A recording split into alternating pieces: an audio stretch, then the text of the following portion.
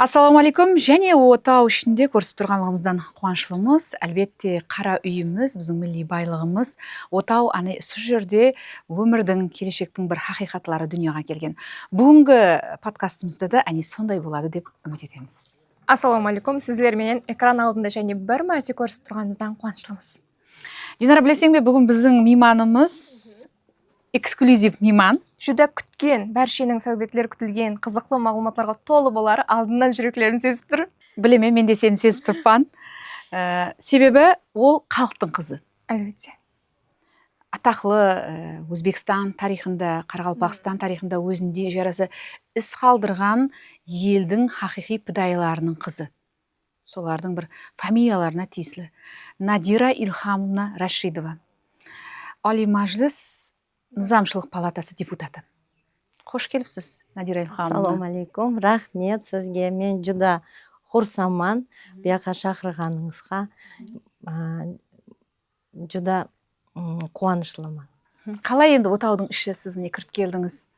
Отаудың іші жүдаям чыройлы, жүдаям сұлу десем болады. Энергия беріп жатыр, сондай қуанышлымын.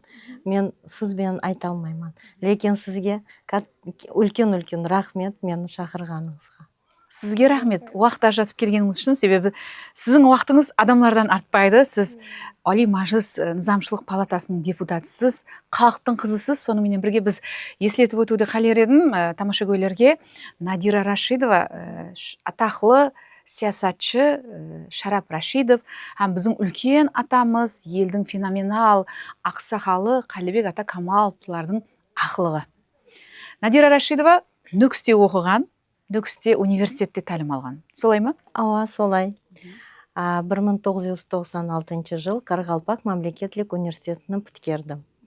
Себебі алдынан мен өзім Нүкіс шаһарды жүда жақсы көремін, өзім елімді деп есаплаймын.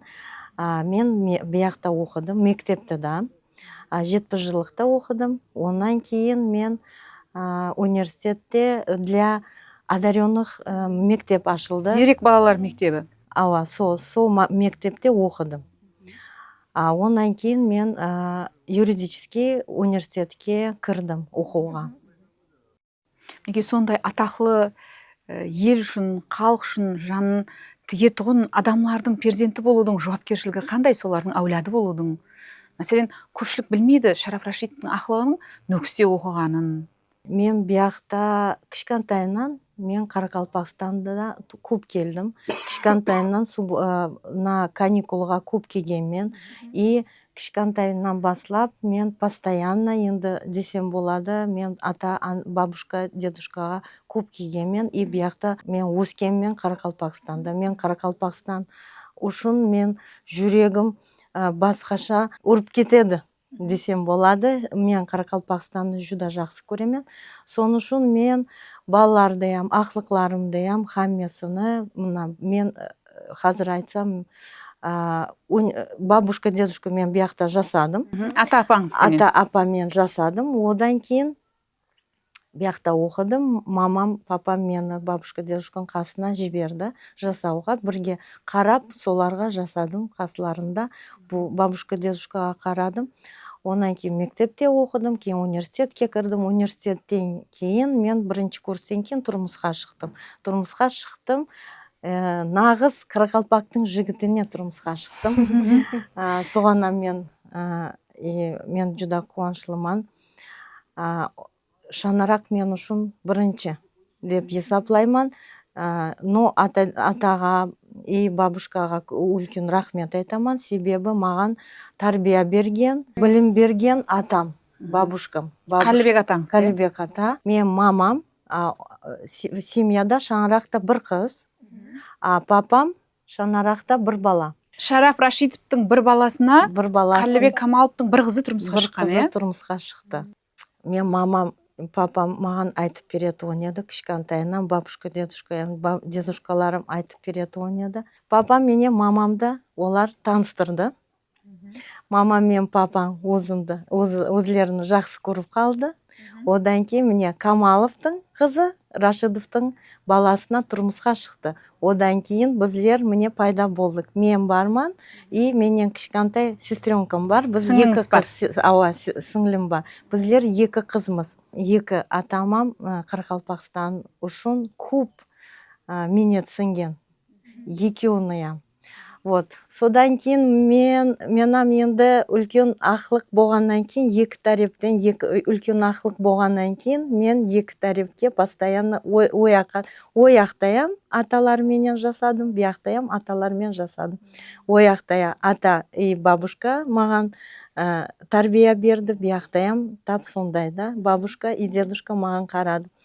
Бір марте дедушка мне Калибек ата айтты маған, мен кішкентай кезде келдім. Бұл қыста еді, қыстың вақтында еді, қыстың вақты еді. Сөйтіп, мен азғантай шамалап қалдым. Сөйтіп, бабушкам жылап аты, Калибек, ой, мына Надир ауырып қалды, мұрын ағып атыр, не қыламыз енді, Шараф ата біздерге бақырады ғой деп.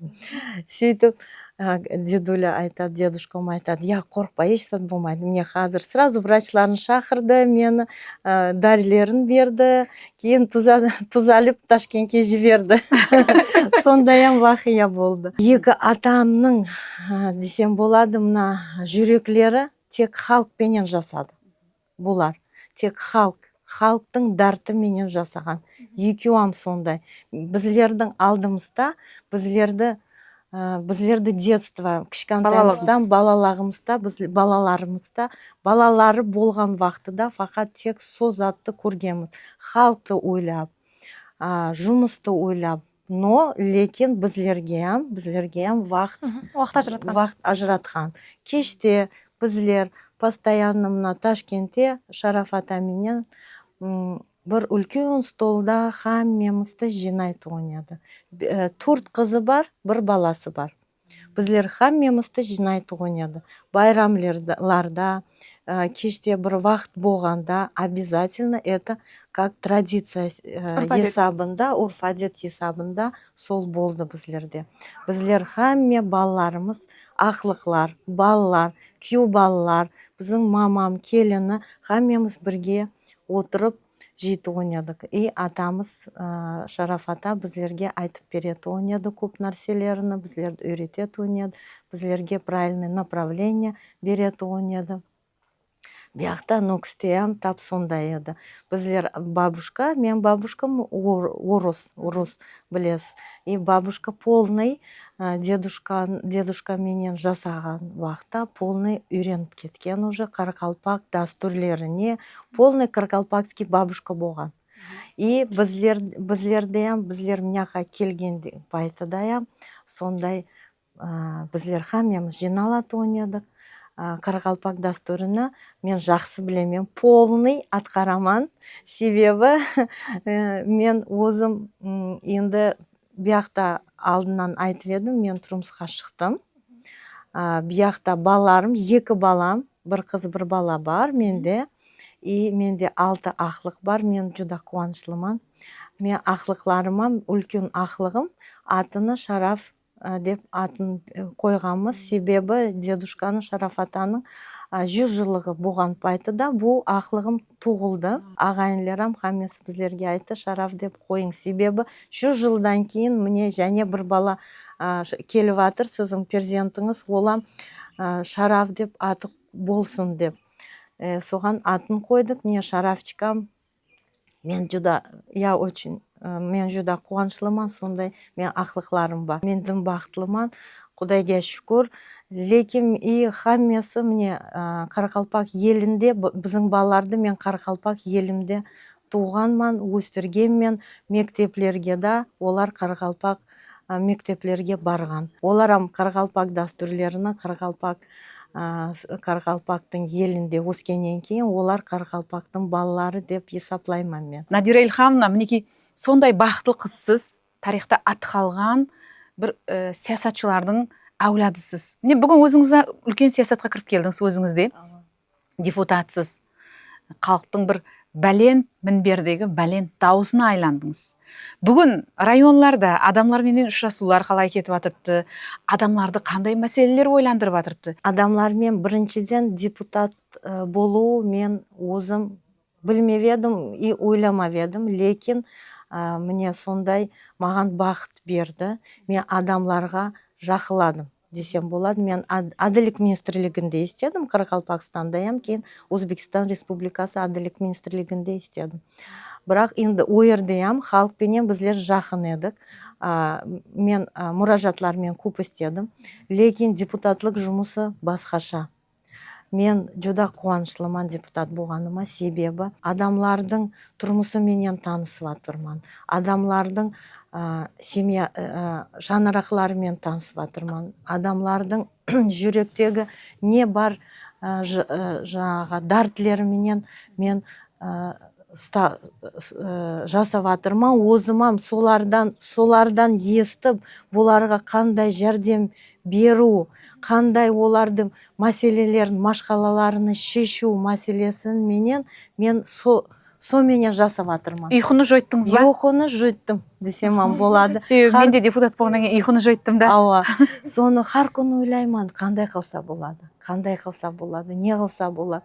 Енді біздер низамшылық палата депутатлары болғаннан кейін біздер енді құрметлі президент айтқанымыздай низамлар тур іслеу керек, халық үшін іслеу керек деп біздерге айтылған.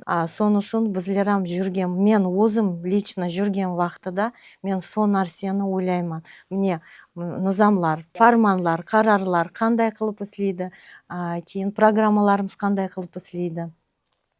Міне халқымызға қандай жағынан және низамшылыққа қандай жағдай өзгеріслер кірсе болады. Соменен har шаңыраққа кіріп шығаман, сорайман, жағдайларыңыз қалай, қандай қиыншылықтарды көріп жатырсыз, қандай жәрдем берсек болады. Құрметлі президентіміз тарапынан сондай имканиятлар ажыратып беріліп жатыр. Соларды халқымызға түсіндіру мәселесінде түсіндіріп айтып кетемен. Сондай біздерде положение бар, сондай біздерде имканиятлар бар. Соны міне мемлекет тарапынан, президентіміз тарапынан сіздер үшін хамме нәрсе қылынып жатыр. Надира Илхамовна, қазір мен районнан келатырмын дедіңіз. Қайсы районнан келатырып, сіз кімдерменен ұшырасыңыз, қандай машқалаларды шешуге әрекет еттіңіз? Депутатлық қызметінде маған социал мәселелері бойынша, инфраструктураны өткізу мәселесі бойынша, құқық жәрдем бойынша, онан кейін медицина тараплы саулық сақлаш бойынша көп нелер түседі, машқалалар түседі, су, газ мәселелерім көп түседі. Құрметлі президентіміз тарапынан біздерге сондай имканият берілген. Біздер енді депутат болғаннан кейін хакимиятпенен біздер енді халықтың ортасында көпірек деп есапласа болады. Енді сол мұражатты келген, маған мұражат түскеннен кейін хакимиятқа бардым, хакимменен сөйлестім, iltimos қылдым. Оғанам үлкен рахмет айтамыз. Мына кегеліде болған мәселе, о хак бепару болып қалмады. Олам жаңадай халықтың дартыны естіп, депутаттың арқалынан жәрдем беруге харекет қылды. Со менен біргелікте біздер со нәтижеге ерістік десеман болады. О Жузумбах Кегелен туманында Жузумбах ауыл фуқаралық жиыны бар. О жерде Қазаяқлы деген махалля бар. Со махалляға суды өткеру мәселесі бойынша жәрдем берді. Соны қазір тиесілі мекемелер тарапынан со жұмыслар алып барылып жатырғанына қазір естім. Со жұмыслар қадағалап тұрыпты, хакимият тарапынан қадағалап тұрыпты. Соны бір мысал тарапында айтсам болады. Қанша мұражат келсе, кімнен келсе, ешқашан яқ демеймен. Жолда болса да, кеш болса да мен өтіп кетуге харекет қыламан. Адамлардың маған мұражат қылса, мен бұларға қанша жәрдем тисе, мен соған қуанышлы боламан. Себебі канча биздин халкыбыз ток болсо, канча бактылуу болсо, канча кубанычтуу болсо, бизлерге хаммемизге жакшы болот. Міне мен өзім жүректен соны сеземен, соны кыламан. Али Мажлистин Низамчылык палатасы депутатында ар бир депутатта өзүндө канча пул болады? Һәм ол пулду кайсы жөнелтиштердеги машкалаларды шешүү үчүн жөнелтире алат? 3 миллиардтан пул болады. О 267 президенттин карары менен белгилеп берилген. Міне депутат өзүнүн округларында халктын ыктыяжынан кеп чыгып, со пулуну берсе болады. Жагыдай со направленияга туурлап берүүгө болот экен. Оны open бюджет аркылуу. Демек сиз сол Кегейлидеги суу боюнча жойбарга адамдардын муражаатын сиз каржыландырдыңыз да өзүңүздүн бюджетиңизден, Али Мажлис Низамчылык палатасынын бюджетине ажыратылган пулдан каржыландырып ауылга суу алып бардыңыз. Да. Сол жердеги жылдар давамында суудан кыйналып, таза суу, бир тамчы суу, таза сууга зар болуп турган адамдардын аурун жеңил кылуу, суу акелүү бул үлкен сабап. Адамдардын патиясын, ыраазылыгын алуу бул үлкен бакыт. Ане сол бакытты сиз сездиңизби? Депутаттын миссиясы сол, именно халкка жардам берүү. Эгерде сол орунланса, жуда өзүм мен кубанаман. Бир айда орточо канча адамдардан муражааттар келет сизге? Кайсы темаларда? Бир айда көп келеді. Енді любой темада, міне жумуска орунлашуу, баланы бакчага орунлашуу, жагыдай машинка, тыгуу машинка менен тамелөө, сондай көп муражааттар келеді. Және термит маселесинде мен көп үйрөнүп чыктым. Термит маселесинде жудайам, енді сиздер билесиз, азыр Каракалпакстанда, вообще Өзбекстанда мне Сурхандарьё, Кашкадарьё, Наваи, Бухара и Каракалпакстанда, Хорезмде термит деген маселе жагыдай жуда актуальный маселе. Сол маселеде көп маған муражааттар келип түштү. Сол маселе боюнча мен депутат суроону даярладым. 2 министрликке, вазирликке, министрликтерге. Солардан жооп алдым. Азыр сол боюнча мен енді жумуш алып барылып атырман. Адамларга жардам берүү маселесин көрүп чыгылып атырмыз. Биргеликте парламентте сол маселени көтере жакпын. Кайсы районлар сизге карайды?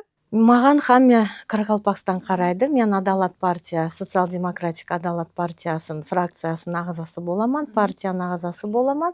Маған енді мен рухат боюнча өткенмен, тизим боюнча өткенмен, сону үчүн маған бүтүн Каракалпакстанды карайды. Мен хамме районларды мына 1,5 жылдын ичинде уже айланып чыктым, айланып көрдүм. Районларды кандай мына президентimiz тарапынан Каракалпакстанга жуда көп итибарлар берилип атыр. Міне со нерсени көрсем болот. Алдын мен жасаган пайтымда биякта районларда мен адилдик министрлигинде иштеген пайтыда барат ойнадым, көрөт ойнадым, лекин ондай эмес эди.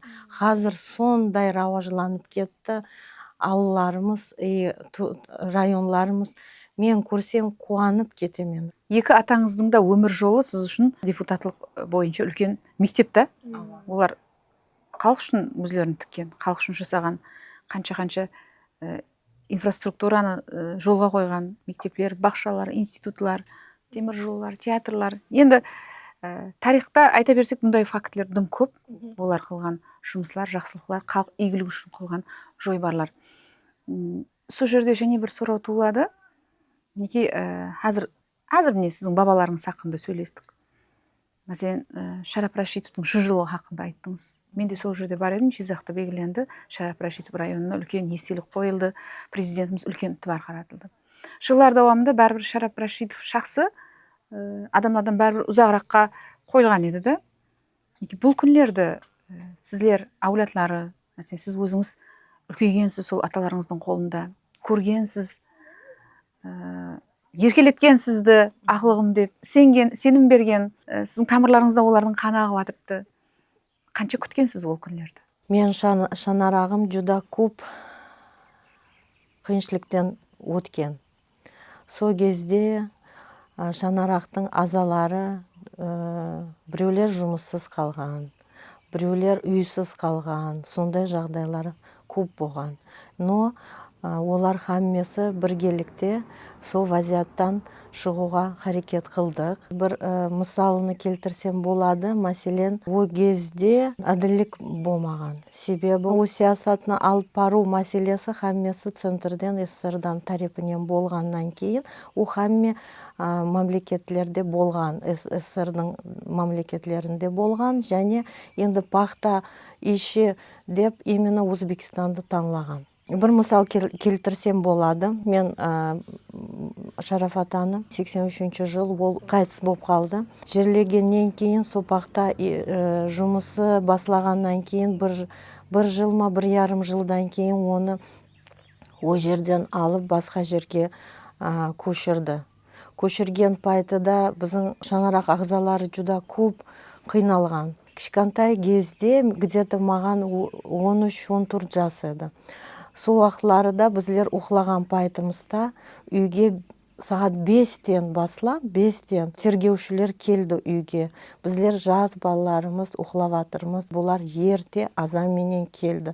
Келіп тексерді. Біздерді бір тамыға жаңағыдай отырғызып, сондай тексерулер өтті. Лекен мен айтаман тексеру тексеру вақтыда еш сат шықпады. Онан кейін жаңағы Ташкеннен бір сондай гәп естім, сондай болған екен. Шараф Рашидовке ешқандай біздерде претензиямыз жоқ. Себебі действительно о таза, честный адам екен, таза адам екен деп сондай ең ақырында соны айтқан. О действительно сондай болған. Біздің Шаңарақта біздің ағайынлерде, ешкімлерде өзлерімізде, мәселен үй-жай, қандайдыр мүлкілер біздер сол уақытта арттырмаған олар.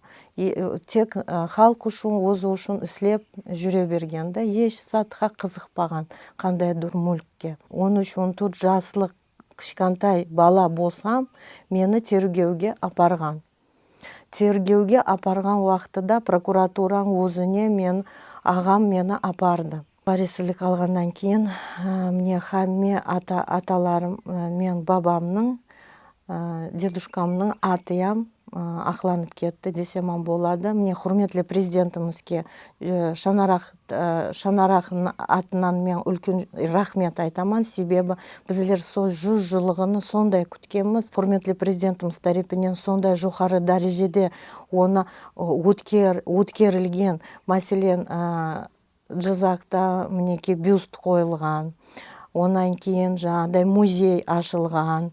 Онан кейін жаңағыдай Туман атынан қойылған. Енді менің дедушкамның, мен бабамның, Шарафат аның атыны сонша халыққа қызмет қылғаны, сонша халық үшін жасағаны, давлетке, мемлекетке сондай көп жәрдем тигені, о хаммесіні құрметлі Шавкат Мираманович бақалағаннан кейін міне сондай болып 100 жылығыны біздер өткердік. Үлкен рахмет айтамыз Шаңырақтың атынан. Үлкен адамлардың әулады болғаныңызға һәм менің хәуесі келеді да.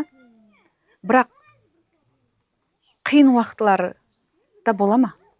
Қиын уақытлары, конечно, болады. Себебі сондай екі атаның ақлығы болу үшін, сондай екі Шаңырақтан шыққаным үшін мен ең бірінші бұларды фамилияларды ең алдына қояман. Мен өзім сондай Шаңырақтан толған болсамам, біздерді дедушкаларымыз, біздің аталарымыз, апаларымыз сондай қылып өстерген, сондай қылып тарбиялаған, біздерді көп кітапты оқуға үйреткен. Біздер кішкентайынан тек ілім менен жасадық. Біздерді ешқашан баловать етпеген. Еркелетпеген, ешқашан. Хамме балаларымыз менен тең болғанмыз. Бір уақияны айтып берсем болады қазір. Қалибек атам, мен Қарақалпақ мемлекеттік университетте оқыған уақытыда біздерді пахтаға жібереді ойнады, хаммесін. Бабушкам, апам айтады ойнады. ой бұны қалдырайық, ауырып қалады, анау мынау деп. Мен кейін Қалибек атам айтты, яқ деді, біздер о қызымызды қалдырмаймыз. Ол хаммесі менен сен менен пақтаны жинайды, бақтаға барады, хамме балар менен тең болады, және мемлекетке өзінің пайдасын үлесін қосады. Сондай деді. Содан кейін біздер сондай қылып тәрбиелаған. Мен екі халықтың қызы деп, өзімді сондай деп есаплайман, и мен соменен жүда мақтанаман. Себебі хам өзбектің, хам қарақалпақтың қызы болып, тамырымда со екі халықтың қаны ағып тұрғанына қуанаман. Хаял болып, хам шаңырақты, хам карьераны, хам депутатлықты алып бару қаншел дәрежеде ол бір үлкен машақаттың үстіне, және плюс бір жауапкершілікті ол. Қандай сізде? Біріншіден мен анаман. Анаман и мен апаман. Менде үйде 3 ақлығым бар баладан. Мен оларды қатты жақсы көремін. Бірақ депутат болғаннан кейін менің расына айтсам, мен әділдік министрлігінде істеп отырғанда мен көп 8-ге дейін істейтін едім. 7-8-ге дейін нагрузка көп еді. Біздер көп істейтін едік. Графиктеріміз де өзгеріп кетеді. Үйге келіп, полный балаларға өзім бағышладым. Депутат болу жүда жауапкершілік. Енді мен вақты ажыратуға харекет қыламан. Мен балаларымды, ақлықларымды ватан сүйушілік рухында тәрбиялайман қазір. Ауылларға да алып шығама, оғанам тұрмысымды көрсетемен. Олам курсын деймен дайын. Ертең олам мемлекетке жаңағыдай өзінің қысасыны үлесін қосатығын жығыт болсын деймен. Қарақалпақстанға да, міне Қарақалпақстанды өзі итак жақсы көреді олар. Постоянно келеді, қаламыз дейді, ойнаймыз дейді, жасаймыз дейді. Үлкен ақылығым Қарақалпақстанда жасайман дейді. Сондай. Қалдырып кетің дейді. Атамен сізбенен дейді, нүкісте жасайық дейді. Сондай. Енді сондай не болады, но депутат уақытыда, конечно же, уақытым азлау болады. Және мен халықты көбірек ойлайман. Мен халықтың дартыменен жасайман. Соны басымда постоянно халық не сораса, халықтың решениясы қандай қарарға келуіне, халықке қандай жәрдем беруге, соны басымда айлана береді. Расын айтсам сондай. Содан кейін балалар мененам үлесіні қосаман, конечно же, болар мененам жүремен, но лекен халықпенен уже көбірек мен кеш көрінам, азандаям, кеш көрінам, жұмыстаям. Мен халықтың машқалаларын шешуге көп ойлаймын. Қандай жәрдем берсем болады деп көп басымда айланады. Адамлар туры түсінуін қалаймыз. Себебі парламент ағзалары, депутатлар мінекей осындай қызлар, халықтың, елдің перзентлері, адамлардың ауырын жеңіл қылайын деп істеп жатыр. Сондай депутатлар бар, көпірлер құрдырып жатыр, су әкеліп жатыр, газ әкеліп жатыр, басқа мәселелерді шешіп жатыр, кімдір операциясын қылдырып жатыр. Шешілмеген үлкен мәселелер, сол ауылға бақша құру керек мәселен, балалар үлкейіп жатыр. Жылына 1 миллионнан артық бала туылады Өзбекстанда. Демография күшейіп жатырды. Мектеплерді құрғызуға, үлкен инвестициялық дәстүрлерге, жойбарларға, жоғарыға алып шығып кіргізуге істеп жатырған біздің халықтың жігіт қызлары, перзентлері бар. Рахмет, бүгін Қарақалпақстанға, Аралбой аймағына президентіміздің қарап отырған үлкен ітібары, мехір мұхаббатының нәтижесінде үлкен өзгерістер болып жатырды. Мен де журналист сипатында, һәм депутат сипатында һәмме жерде жүремін. Бүткіл Өзбекстан бойлап жүремін. Қарақалпақстанда дерлік мен бармаған ауыл қалмады деп ойлаймын. Һәмме жерге барамыз. Өзгерістер анағұрлым жоғары. Кешегіден бүгін жақсы. Уақыт тауып бізге келгеніңіз үшін үлкен рахмет айтамыз. Отауымызға және бір мәрте қош келіпсіз. Рахмет. Бұл отау ішінде подкастымыздың нәубеттегі саны еді. Бүгінгі сәубетімізге келген мейманымыз Надира Рашидова, Али Мажлис Низамшылық палатасының депутаты. Және бір мәрте естіртіп өтеміз, Өзбекстанның тарихында өзіне жараса із қалдырған Шарап Рашидов һәм біздің атақлы ақсақалымыз, әдулі ақсақалымыз, феноменал шақс Қалибек ата Камаловлардың ақылығы. рахмет. Рахмет. Бүгінгі сәубет жүдә қызықлы болды. Надир апа, Назира апа, менімше көріп отырған біздердің тамаша көйлеріміздің де кеулі толды. Һәм де осы жерде біздерді қолдап қуатлаған Қарақалпақ этно ауылына да өзіміздің миннәтдаршылығымызды білдіреміз. Һәм ең үлкен миннәтдаршылығымыз әлбетте сіздерге біздерді қолдап қуатлауда давам еттің. Отау ішінде подкастымызда шаңырақ астында және бір мәрте көріскенше.